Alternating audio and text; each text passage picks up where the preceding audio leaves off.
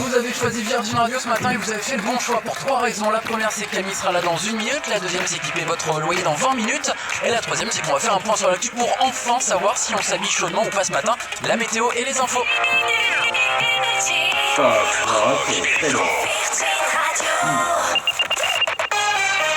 Et l'actu, bon, on n'avait pas le choix du coup, on l'a pris, c'est Tristan Sarah.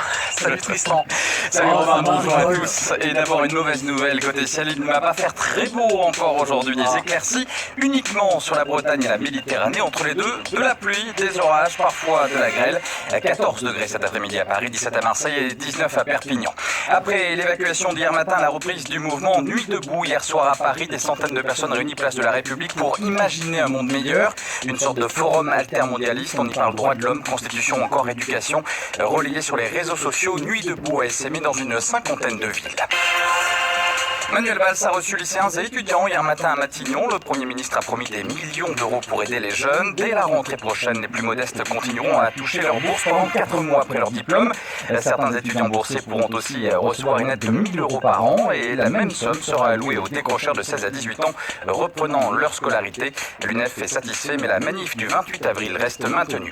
À propos de manif, un jeune de 25 ans a écopé de 2 mois de prison ferme hier à Strasbourg. Il a été reconnu coupable d'outrage et de violence en marge de la manif du 9 avril contre la loi travail. Par ailleurs, la police des polices a été saisie hier à Lille. Un homme aurait été victime de violences de la part de policiers durant la manifestation du 31 mars dans le Nord. Benoît Magimel face au tribunal correctionnel ce matin à Paris. L'acteur va être jugé pour blessures involontaires, délit de fuite et usage de stupéfiants. Il avait renversé une piétonne en mars à Paris alors que son permis de conduire avait été annulé. Il risque 5 années de prison. Le Normandie de la Britannique Ferries dérouté vers Cherbourg. Un problème sur un tableau électrique. Blessé, 2 membres d'équipage ont dû être électroyés et transportés au CHU de Lille. Le bateau effectue la liaison entre Caen et l'Angleterre. Il a dû rebrousser chemin pour la nuit vers Cherbourg avec près de 600 personnes à bord. Paris, Bordeaux en 2 heures dès l'été 2017. 18 allers-retours directs par jour pour le futur TGV Atlantique. La SNCF espère ainsi conquérir plus de 2 millions de voyageurs d'ici à 2019. En sport, c'est le jour J pour Paris. Le PSG va tenter ce soir de décrocher son billet pour les demi-finales de la Ligue des Champions. Tenu en échec à l'aller, 2 buts partout, les footballeurs parisiens sont condamnés à l'exploit ce soir à Manchester.